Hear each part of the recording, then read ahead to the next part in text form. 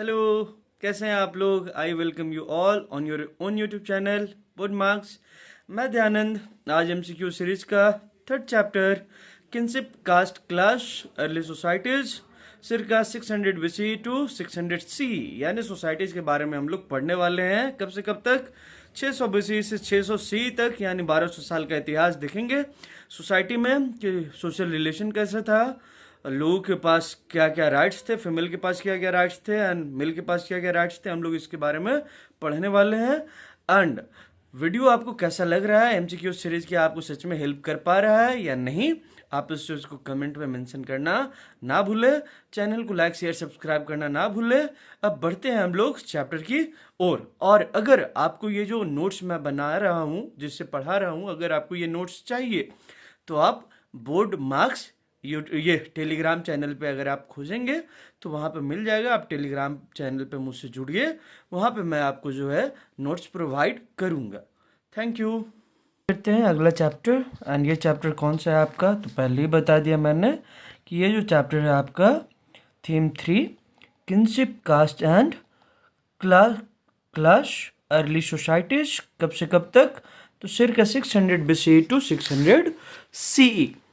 अब इसमें आप देखेंगे कि जो चीज़ें हमें पढ़ना है, तो 600 BC से 600 CE के बीच में वुमेन का पोजीशन क्या है, कास्ट का नॉर्म्स क्या है, एंड जो किनशिप का टाई है, किनशिप रिलेशन है, वो कैसा है।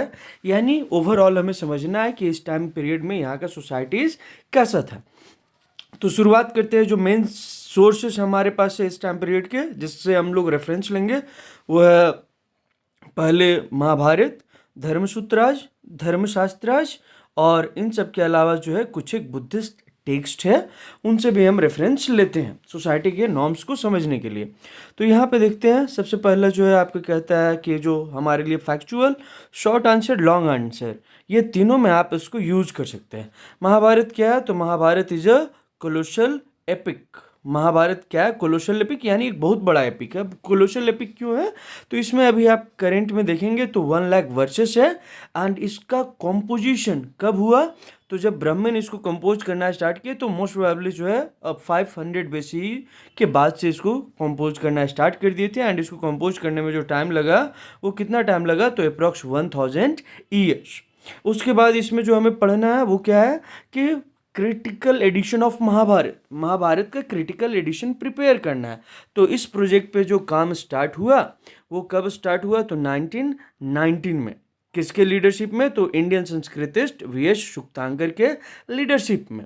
एंड ये कंप्लीट होने में कितना लगा? तो 47 ईयर्स। यानी कब से कब तक? तो 1919 से 1966। यहाँ पर जो स्पेस छूट गया है तो आप ये इसको गलत ना समझे, ये 1919 टू 1966 जो है, यानी इतना लगा। एंड ये जो क्रिटिकल एडिशन प्रिपेयर करना था, तो ये क्रिटिकल एडिशन का प्रिपरेशन कैसे हो रहा है?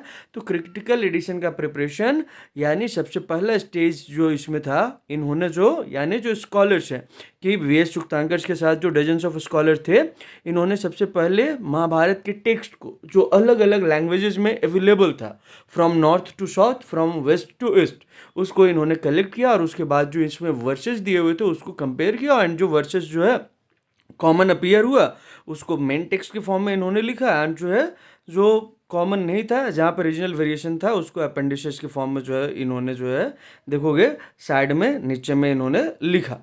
ठीक है। इसके बाद जो आपको ये तो हो गया।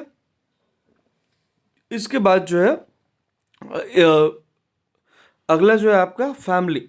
फैमिली यानी यहाँ किनफोक हमें याद रखना है बेसिकली कि किनफोक जो है क्या है। तो एक नंबर में ये पूछा भी हुआ है कि families are usually part of larger network of people. ठीक है, जिसे हम क्या कहते हैं? Defined as relative. ठीक है, या फिर इसी के लिए जो हम एक टेक्निकल टर्म यूज करते हैं वो क्या है आपका? किनफोक। तो याद रखेंगे किनफोक क्या है?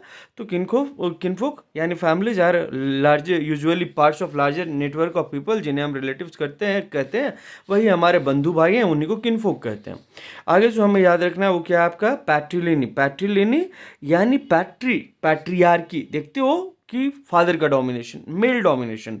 तो यहाँ पे पैट्रिलिनी है। तो पैट्रिलिनी मतलब जहाँ पे जो डिसेंडेंट है, फादर टू सन जाता है, कि सबसे पहले जो है आपके फादर प्रॉपर्टी के ओनर रहे हैं, उसके बाद आप प्रॉपर्टी के ओनर होंगे, उसके बाद जो है आपका बच्चा यानी इनके जो ग्रैंडसन, तो इस तरह से सो ऑन जो है आपका चलते जाता है। तो ये क्या है आपका कि जब हम डिसेंट यानी जो वंश ट्रेस किससे करते हैं आपका, तो हम जब father to son, grandson and so on, तो इसको हम क्या कहते हैं, पैट्रिलिनी कहते हैं। एंड महाभारत में देखेंगे कि ये पैट्रिलिनियल सक्सेशन को जो है तुम्हारा बार बार क्लेम करने का कोशिश किया गया है। कैसे, तो महाभारत का स्टोरीज में देखोगे कि महाभारत का सेंट्रल स्टोरी ही है कि जो है दो भाई जो है प्रॉपर्टी के लिए आपस में लड़ रहे हैं, स्टेट के लिए लड़ रहे हैं। तो यहाँ पे दिखा रहा है कि पैट्रिलिनियल सक्सेशन है। उसी तरह ऋग्वेद में जो है यज्ञनाज में क्या है, हम फाइन सन का डिमांड कर रहे हैं, विवाह हो रहा है, उस समय भी क्या है, एक ऐसे मंत्र हम पढ़ रहे हैं जिसमें हम क्या बात करते हैं कि हमें एक फाइन सन मिले। तो ये आपका बताता है। अगला जो है आपका क्या है, हाँ, अब ये पैट्रिलिनी के केस में हो सकता है कि अगर कोई सन नहीं हो, बेटा नहीं है, तो क्या करेंगे, तो जो सक्सीड करेगा वो होगा ब्रदर्स। कई बार ब्रदर्स नहीं है तो जो रिलेटिव्स या जो किनमेन्स हैं वो करेंगे। और बहुत एक्सेप्शनल केस में जो है आप वुमेन को देखेंगे, जैसे प्रभावती गुप्ता। आगे अगला जो टर्म हमें जानना है वो क्या है, मैट्रिलिनी। मैट्रिलिनी यानी जहाँ पे जो डिसेंट है, वंश जो है किससे ट्रेस होता है, तो मदर के थ्रू जो है ट्रेस होता है, उसको हम क्या बोलते हैं, मैट्रिलिनी। उसके बाद महाभारत में देखेंगे कि 18 पर्वाज है, ठीक है, 18 पर्वंस। और इसी में बार बार रेफरेंस में जो दिया हुआ है आदि पर्वन यानी जो महाभारत का जो सबसे फर्स्ट चैप्टर आप बोल सकते हैं या जो फर्स्ट सेक्शन है उसको आदि पर्वन कहते हैं। तो ये आदि पर्वन किसका पार्ट है, महाभारत का। और महाभारत में 18 पर्वंस है, 18 सेक्शंस या 18 चैप्टर्स हैं। उसके बाद इंडोगैमी। अब आते हैं मैरिज इंडोगैमी क्या होता है, तो refers to marriage within a unit, ठीक है, कि आपस में ही मैरिज हो रहा है। अब ये यूनिट क्या हो सकता है, तो यूनिट का definition, it could be a किन ग्रुप, ठीक है, या सेम कास्ट और a group living in the same locality, इसको हम क्या कहते हैं, इंडोगैमी। एक्सोगैमी क्या होता है, तो मैरिज आउटसाइड द यूनिट, इसको हम क्या कहते हैं, एक्सोगैमी।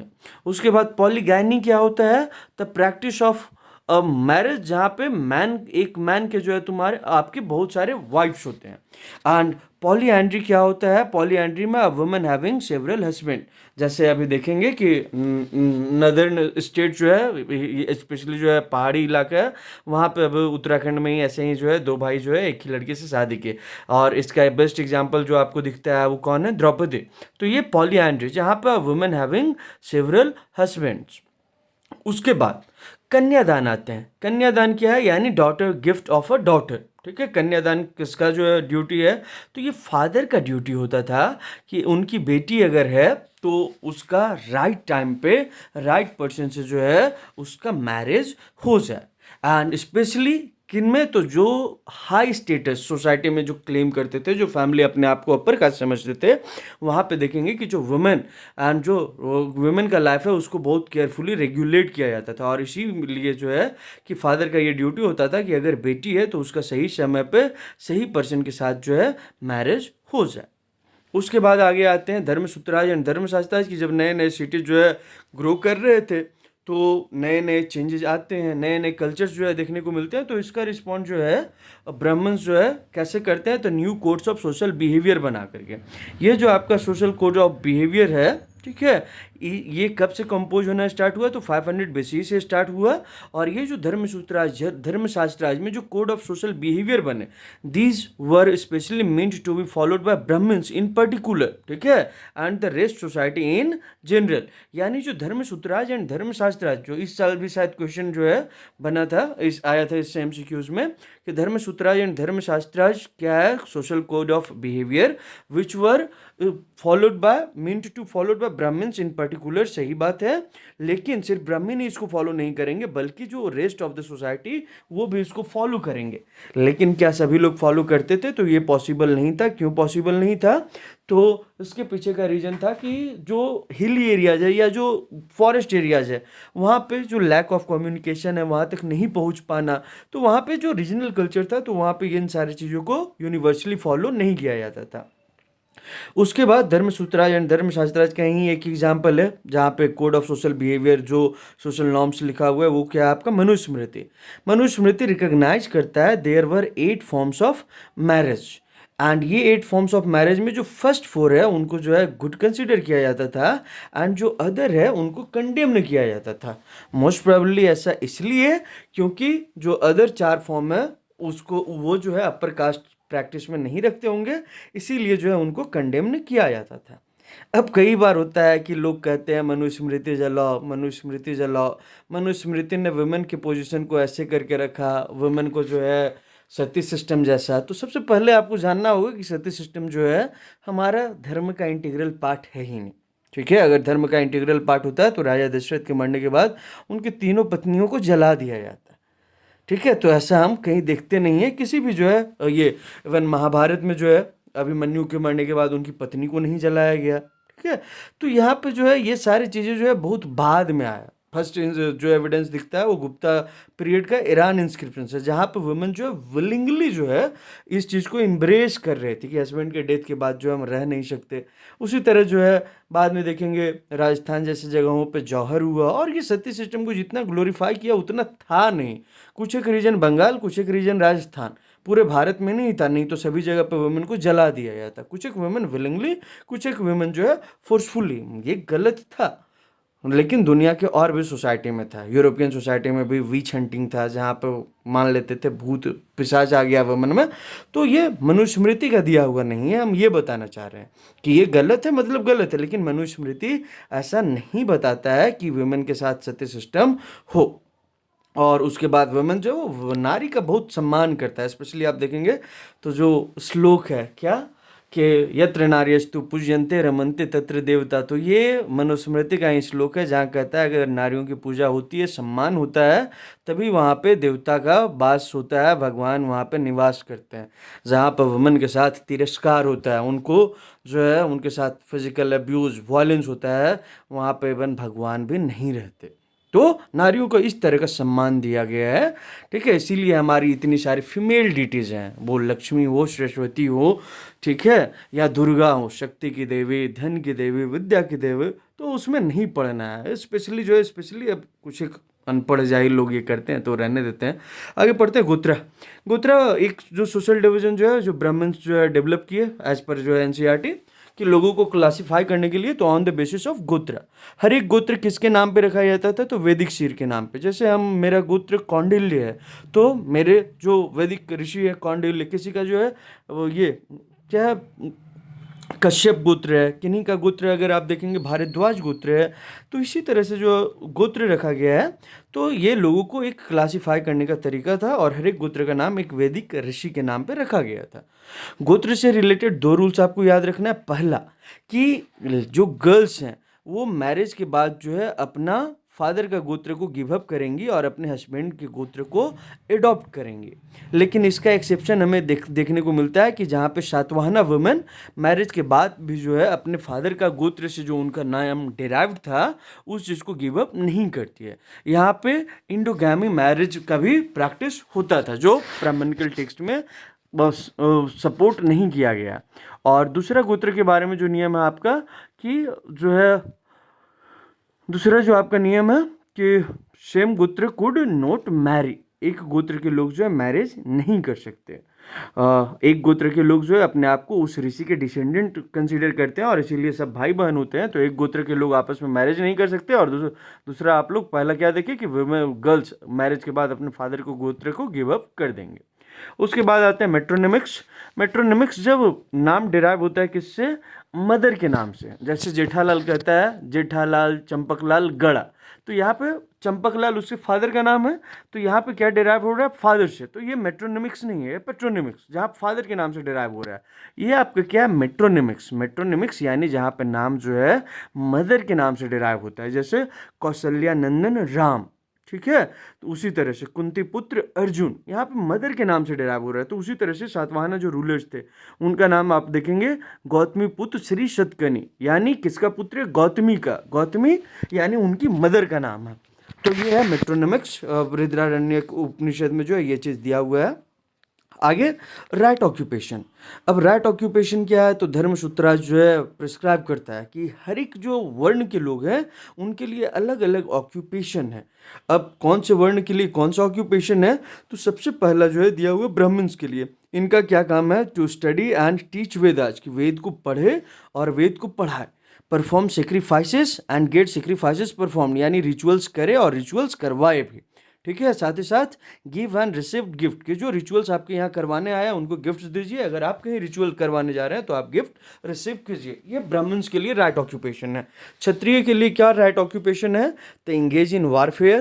पहले तो कि rulers were suppose to be Kshatriya, इन्हीं को जो है वो इंगेज इन वारफेयर वारफेयर उसके बाद protect people and administer justice, लोगों को न्याय दो, लोगों को प्रोटेक्ट करो। इसके साथ साथ जो है आप वेद को पढ़ सकते हैं, पढ़ा नहीं सकते। सेक्रीफाइसेस अपने घर पे करवा सकते हैं, ठीक है। ब्राह्मण से आप सेक्रीफाइसेस किसी के यहाँ जाके नहीं कर सकते, और आप गिफ्ट दे सकते हैं, गिफ्ट ले नहीं सकते, ठीक है। उसके बाद वैश्य के बारे में, वैश्य क्या कर सकते हैं, वेद पढ़ सकते हैं, अपने घर पे सेक्रीफाइसेस जो है करवा सकते हैं और गिफ्ट दे सकते हैं। इन सब के अलावा जो है they have to engage themselves in agriculture, pastoralism and trade में ये अपने आप को इन्वॉल्व करे, ये इनका राइट ऑक्यूपेशन है। और शूद्राज के लिए क्या है, ओनली वन ऑक्यूपेशन की सर्विंग अपर थ्री वर्णाज, यानी इनका ऑक्यूपेशन क्या है, तो सर्विट्यूड है। अब आगे आते हैं कि ये जो राइट ऑक्यूपेशन है, इस चीज़ को जस्टिफाई करने के लिए आप देखेंगे या ब्राह्मण अपने आप को जो वर्ण सिस्टम में कह रहे हैं कि हम क्या टॉप पे हैं, तो इस चीज़ को कैसे जस्टिफाई किए, तो this was claimed Brahmanas, and कैसे क्लेम करते हैं, तो दे टुक हाइम्न फ्रॉम ऋग्वेदा। ऋग्वेद का एक जो है पुरुष सूक्त हाइम्न है, उसको ये लेते हैं। और पुरुष सूक्त यानी प्रेमेबल मैन के बारे में बताता है कि एक प्रेमेबल मैन है जिसके मौत से आप देखेंगे तो ब्राह्मण आए, शोल्डर से कौन आए, क्षत्रिय आए, थाई से कौन आए, वैश्य जाए, एंड फिट से कौन आए, शूद्र आए। तो इससे ये क्लेम करते हैं कि हमने इस सोशल डिवीजन को नहीं बनाया, बल्कि जो ऋग्वेद का पुरुष सूक्त मंडल में जो दिया हुआ है प्रेमेबल मैन के बारे में, उससे जो है ये डिवीजन आता है। उसके बाद देखेंगे कि ये लोग इसको और क्या बताने का कोशिश करता है, तो उन्होंने बताया कि ये जो है डिवाइन ओरिजिन है, ठीक है। एंड जिस किंगडम में वो प्रिस्ट थे, वो वहाँ के किंग से इंश्योर करवाने का कोशिश किए कि वहाँ के लोग जो है वर्ना सिस्टम को फॉलो करें। उन्होंने इसको क्या बताया कि it is determined by birth, तो आप इसको क्या कर सकते, चेंज नहीं कर सकते। एंड साथ ही साथ देखोगे कि स्टोरीज के थ्रू जो है इस चीज़ को उन्होंने री इन्फोर्स करने का कोशिश किया, जैसे महाभारत में हम लोग देखते हैं। अब आगे जो है आते हैं नॉन क्षत्रियाज किंग, कि नॉन क्षत्रियाज किंग कौन है, तो किंग के बारे में धर्मसूत्राज यानी धर्मशास्त्राज बताता है कि किंग्स कौन बनेगा, तो जो किंग वही बनेगा जो काबिल होगा। ऐसा नहीं था। धर्मशास्त्राज यानी धर्मसूत्राज क्या कहता है कि किंग्स कौन बनेंगे, तो जो क्षत्रिय हैं सिर्फ वही लोग किंग बन सकते हैं। लेकिन ऐसा था क्या, तो ऐसा नहीं था। किंग कौन बन सकता है, तो वन हु कुड मस्टर, ये स्पेलिंग यहाँ पे गलत है, who could muster support and resources, वही जो है किंग बन सकता था। यानी किंग बनने के लिए आप राजा का बेटा राजा नहीं बनेगा, जो योग्य होगा वही राजा होगा, जो रिसोर्स जुटा सकता है, जो सपोर्ट जुटा सकता है, वही जो है आपका किंग बनेगा, ठीक है। एंड बहुत सारे डायनेस्टीज रहे जो नॉन क्षत्रिय डायनेस्टी थे, जैसे मौर्याज के बारे में बुद्धिस्ट टेक्स्ट बताते हैं कि मौर्याज जो है वो क्षत्रियाज थे, लेकिन जो पुराण है वो कहते हैं कि नहीं, देवर ऑफ लो ऑरिजिन। उसके बाद मौर्याज के जो इमीडिएट सक्सेसर थे शुंगास के सक्सेसर कनवाश, ये दोनों अगर आप देखेंगे तो ये दोनों ब्राह्मण हैं। उसके बाद सकाज सेंट्रल एशियन पीपल, ठीक है। इनको जो है संस्कृत टेक्स्ट में क्या बताया गया, मलेच्छ बताया गया, बारबेरियंस बताया गया और शाइडर्स बताया गया। तो ये भी जो है नॉन क्षत्रिय किंग्स हैं। उसके बाद आप देखेंगे सातवाहनाज, ये भी अपने आप को क्लेम करते हैं कि वी वर यूनिक ब्राह्मण, एक ब्राह्मण। इसका जो एक राजा है गौतमीपुत्र श्री शतकनी कहता है कि हम क्या है, यूनिक ब्राह्मण, डिस्ट्रॉयर ऑफ प्राइड ऑफ क्षत्रिय। तो अपने आप को ब्राह्मण भी कह रहा है, क्षत्रिय के प्राइड को डिस्ट्रॉय भी करने वाला कह रहा है, लेकिन ये अपने आप को किंग भी बता रहा है। तो ये सारे नॉन क्षत्रिय किंग थे। इसका मतलब ये हुआ कि कोई भी पर्सन जो है किंग बन सकता था जिसके पास सपोर्ट हो और रिसोर्सेस हो। अब वर्ण सिस्टम के अलावा एक और सोशल कैटेगरी का डिवीजन लेकर के आया, उसके लिए जो टर्म यूज होता है वो जाति है। जाति भी जो है किसके ऊपर बेस्ड था, तो बर्थ के ऊपर बेस्ड था, जिसको आप चेंज नहीं कर सकते। वर्ण सिस्टम से जो है क्या इसमें डिफरेंस था, तो वर्ण सिस्टम में नंबर 4 है, यहाँ पे नंबर फिक्स नहीं है। जब ब्राह्मण नए कम्युनिटी से मिले, उनको उनके ऑक्यूपेशन के बेसिस पे उनका नया नाम दे दिया, जैसे गोल्ड स्मिथ हो, ठीक है, या जो निषाद, जो फॉरेस्ट ड्वेलर्स हैं, एकलव्य वाला जो कास्ट है वो। तो ये सारे जो है जाति के हैं। जाति का नाम उनके ऑक्यूपेशन के साथ रखा जाता था। एंड जातिज जो कॉमन ऑक्यूपेशन शेयर करते थे या कॉमन प्रोफेशन शेयर करते थे, इन्होंने अपने आप को जो ऑर्गेनाइज किया उसको क्या कहते हैं हम, गिल्ड या श्रेणी। एक एग्जाम्पल है, कहाँ से एक इंस्क्रिप्शन मिला है, कहाँ से, मंदसौर। मंदसौर में जो है बताता है, ठीक है, मंदसौर कहाँ पे, आपका मध्य प्रदेश में है। इसको पहले क्या कहते थे, दशापुर। दशापुर में एक जो गिल्ड ऑफ सिल्क वीवर है, ये लोग ओरिजिनली लाटा, कहाँ पे, गुजरात में रहते थे, लेकिन वहाँ के किंग के बारे में इन्होंने सुना कि जो मंदसौर का किंग है वो इन सबको, जो गिल्ड है उसको बहुत फेवर करता है, सपोर्ट करता है। तो ये लोग गुजरात से उठ करके कहाँ आ गए थे, तो गुजरात से उठ करके मंदसौर आ गए थे। तो इस तरह से, और फिर इन्होंने सन टेम्पल भी बनवाया था, तो याद रखना। आगे एक बुक दिया हुआ है जिसका नाम है मृच कटिका, चारुदत्त इसका हीरो है। मृच कटिका बुक कौन लिखा है, तो इट वाज रिटन बाय शूद्र। उसके बाद ब्रह्म महाभारत के कुछ कैरेक्टर को तो आपको जानना चाहिए। पांडु और धृतराष्ट्र दोनों भाई, पांडु जो है किंग बनते हैं, छोटे भाई होने के बावजूद। धृतराष्ट्र नहीं बनते, क्यों, तो धृतराष्ट्र जो है अंधे रहते हैं, लेकिन पांडु का कम एज में डेथ हो जाता है, फिर से धृतराष्ट्र जो है क्या बन जाते हैं, किंग बन जाते हैं। धृतराष्ट्र की पत्नी थी गांधारी, ठीक है, और गांधारी का बेटा था दुर्योधन, दुशासन, ठीक है। और इधर जो है पांडु की पत्नी थी कुंती। कुंती के जो 5 पुत्र थे, युधिष्ठिर, भीम, अर्जुन, नकुल, सहदेव। तो इसी में से एक जो भीम है, ये लोग जब वनवास में रहते तो भीम का शादी उसी समय होता है एक राक्षसनी से, हिडिंबा से, ठीक है। हिडिंबा और भीम का जो है दोनों का स्टोरी जो आप सोर्स में पढ़े ही होंगे। इन दोनों का एक बच्चा होता है जिसका नाम होता है घटोत्कच। तो याद रखेंगे कि घटोत्कच जो है कौन है, भीम और हिडिंबा का बेटा। आगे जो है ड्यूटीज ऑफ चांडाल्स, चांडाल का मनुस्मृति क्या ड्यूटी बताता है, तो चांडाल्स के लिए आप देखोगे जैसे हलाल खुरांस, ये सब के बारे में भी पढ़ेंगे मुस्लिम कम्युनिटी में भी। तो यहाँ पे जो है कि इनके लिए क्या करना है, इनको कहाँ रहना है, आउटसाइड द विलेज।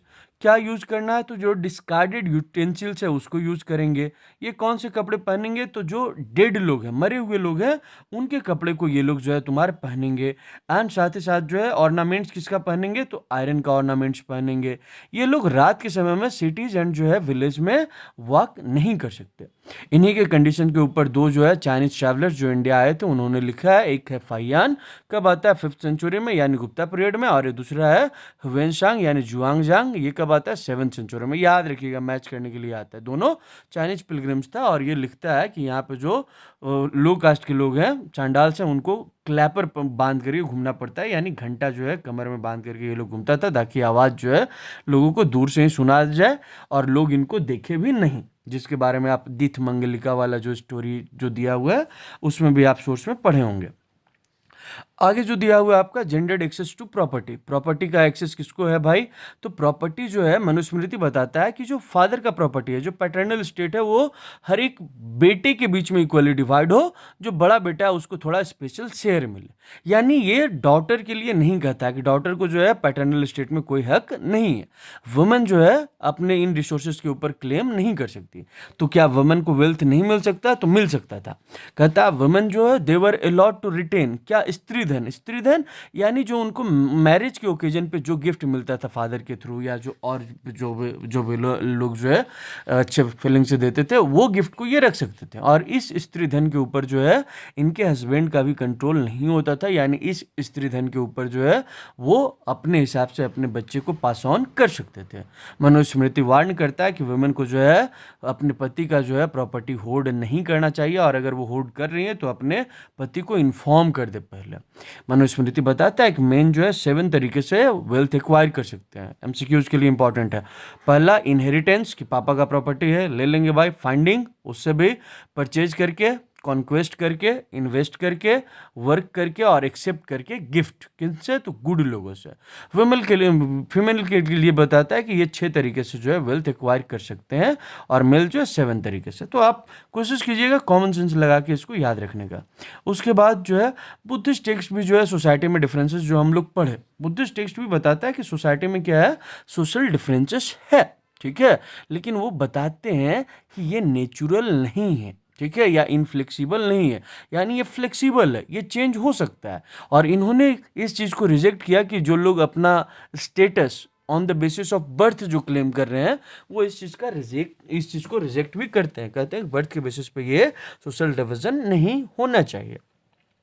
आगे एक तमिल लिटरेचर के बारे में आपको बताया था, क्या नाम है, मनी मेखले, ठीक है, और शिल्पादिकरम के बारे में पढ़े थे। एक और है यहाँ पे पुराना रूरू, ये is a poem of Tamil Sangam literature, याद रख लेंगे, ध्यान रखना है। अब लास्ट जो आता है हैंडलिंग टेक्स्ट लाइक महाभारत की, इतना वास्ट जो टेक्स्ट है महाभारत, इसको कैसे लोग हैंडल किया, कैसे समझा, ठीक है। तो इसको समझने के लिए जो चीज़ें हैं हमें देखना होता है कि कैसे हम इसको समझेंगे। तो पहले इसका लैंग्वेज देखेंगे, लैंग्वेज कौन सा है, ऑर्डिनरी लोगों का लैंग्वेज है या जो है आपका जो प्रेस्ट क्लास अपर क्लास का लैंग्वेज है यानी संस्कृत है। तो इससे हम समझते हैं कि किसके लिए लिखा गया, काइंड ऑफ टेक्स्ट, कि ये इसमें मंत्राज है या स्टोरीज है। मंत्राज है तो जो पढ़े लिखे लोग हैं वो लोग रिसाइट करते होंगे, चैंट करते होंगे, या फिर कॉमन लोगों के लिए स्टोरी फॉर्म में है। उसके बाद ऑथर का पर्सपेक्टिव क्या है, ऑथर किसके लिए लिखना चाह रहा है, उसका इंटेंडेड ऑडियंस कौन है, वो क्या बताना चाह रहा है। ये सब के अलावा जो हम देखते हैं यहाँ पे डेट ऑफ कंपाइलेशन, कि ये कब कंपाइल किया गया है एंड कहाँ पे कंपाइल किया गया है। जैसे महाभारत के कुछ एक पार्ट देखेंगे तो 2nd सेंचुरी बीसी के बाद वो जो वासुदेव कृष्ण जो मथुरा रीजन का जो है उसका इंपॉर्टेंस हम लोग देखते हैं कि ग्रो हो रहा है महाभारत में, जिसको हम विष्णु जी का अवतार बताते हैं। तो ये सब चीज़ों को जो है देखते हुए हम लोग महाभारत जैसे टेक्स्ट को हैंडल करते हैं। तो ये पॉइंट्स में मैंने लिख दिया, आप एक्सप्लेन कर लेंगे। महाभारत का कंटेंट जो है 2 पार्ट में डिवाइड करते हैं। एक आपका क्या है, नैरेटिव यानी स्टोरी के फॉर्म में, और स्टोरी का लास्ट में क्या होता है, मोरल ऑफ द स्टोरी, तो ये मोरल वैल्यूज बताता है। और दूसरा जो है डिडैक्टिक, कहता है डिडैक्टिक पोर्शन बाद में जो है ऐड किया गया। जैसे मनुस्मृति में आप देखेंगे कि डिडैक्टिक पोर्शन ही है यानी नॉर्म्स, ठीक है। तो डिडैक्टिक यानी जो नॉर्म्स है वो बाद में ऐड किया गया, पहले ये नैरेटिव वाला स्टोरी रहा होगा। अब आगे देखते हैं ऑथर्स ऑफ महाभारत, कि महाभारत के ऑथर्स कौन है, इसको लेकर के भी बड़ा जो है आप देखेंगे तो महाभारत के ऑथर को लेकर के पहला ऐसा कहा जाता है कि जो चैरियोटियर बार्ड्स जो किंग के साथ बैटल फील्ड में जाते थे, उन्होंने किंग के बारे में, प्रेज के बारे में उन्होंने जो है पोएम सब लिखा नहीं, मतलब उस चीज़ को जो है उन्होंने तैयार किया। एंड बाद में इसको देखेंगे कि जिनको हम क्या कहते हैं, चैरियोटियर बार्ड्स को सुताज, कि ये लोग orally one generation to another generation pass on करते रहे। बाद में जो है इस स्टोरी, ये जो स्टोरी है इसको ब्राह्मण्स ले लिए और ब्राह्मण्स इसको जो है लिखना स्टार्ट किया। कब? तो 5th सेंचुरी बीसी के टाइम से। उसके बाद इसी समय जो है आप देखेंगे कि महाजनपदाज और स्टेट्स का इमरजेंस हो रहा था, तो उसी में मिला करके लिख दिया गया होगा, ठीक है। तो ये ऐसा एनसीईआरटी कहता है। और दूसरा जो ऑथर है जिसको हम ट्रेडिशनली मानते हैं, किनको मानते हैं, तो जो लिखे हैं महाभारत को वेद व्यास जी डिक्टेट करवाए। एंड लिखने वाले कौन थे, स्क्राइब जो हैं वो गणेश जी हैं, और वेद व्यास जी इसको डिक्टेट करवाते हैं। ओरिजिनली कहा जाता है कि महाभारत में 10,000 वर्सेस था, बाद में बढ़ करके 1,00,000 वर्सेस हो गया। आगे जो हमें याद रखना है कि इन 1951-52 ये जो बीबी लाल जो आर्कियोलॉजिस्ट हैं, ये लोग हस्तिनापुर का नाम का जो विलेज अभी है, ठीक है, हो सकता है कोइंसिडेंस हो या वही हस्तिनापुर है, वी आर नॉट श्योर। ये कहाँ पे, मेरठ यानी यूपी में। यहाँ पे जब एक्सकैवेशन किए तो 5 ऑक्यूपेशनल लेयर्स मिला, जिसमें 2nd एंड 3rd हमारे इंपॉर्टेंस का है एंड बाकी इंपॉर्टेंस का नहीं है। डेट जो हमें याद करना है, तो हमें जो डेट याद रखना है वो कौन कौन से डेट्स हैं, तो आप यहाँ पे देखेंगे 500 BC कौन, अष्टध्यायी का पाणिनि। ये टेक्स्ट को याद रखेंगे कि अष्टध्यायी कौन लिखा है, पाणिनि। ये किस चीज़ पे है, तो it is a work on Sanskrit grammar, ठीक है। उसके बाद जो है रामायण महाभारत 500 BC 400 जो है। आगे याद रखिए मनुस्मृति किस लैंग्वेज में लिखा हुआ है, संस्कृत में। एंड साथ ही साथ जो है तमिल संगम लिटरेचर, ये दोनों कब लिखा गया, 200 BC to 200 CE। Charak and Sushruta Samhita, ये किस पे वर्क है, तो मेडिसिन के ऊपर है। चरक संहिता चरक लिखे, सुश्रुत संहिता सुश्रुत लिखे हैं। तो ये मेडिसिन के ऊपर वर्क है, ठीक है। आगे जो आपको याद रखना है, नाट्य शास्त्र। नाट्य शास्त्र कौन लिखे हैं? तो भरत मुनि, ठीक है। और ये किसका है? तो ड्रामाटर्जी यानी ड्रामा के ऊपर जो है बुक लिखा हुआ है ये। आगे जो याद रखना है आपको कि जो 400 500 जो है सी है, इस टाइम गुप्ता पीरियड है। एंड जो कालिदास है, ठीक है, आर्यभट्ट है, कालिदास का बहुत सारा जो है तमिल ये संस्कृत प्लेज है। उसके बाद जो आर्यभट्ट का देखेंगे एस्ट्रोनॉमी, आर्यभट्ट और वरामिहिर का एस्ट्रोनॉमी एंड मैथमेटिक्स के जो ऊपर है वर्क, ठीक है। साथ ही साथ जो जैना वर्क कंपाइल हो रहा है ये गुप्ता पीरियड में, यानी 400 to 500 सी के आसपास जो है ये सब है। और उसके बाद यहाँ पे आप बीवी लाल का बता ही दिए 1951-52।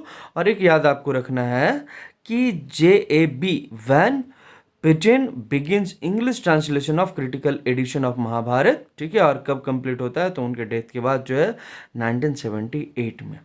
तो इस चैप्टर को हम लोग यहीं ख़त्म करते हैं। Thank you. Don't forget to like, share and subscribe.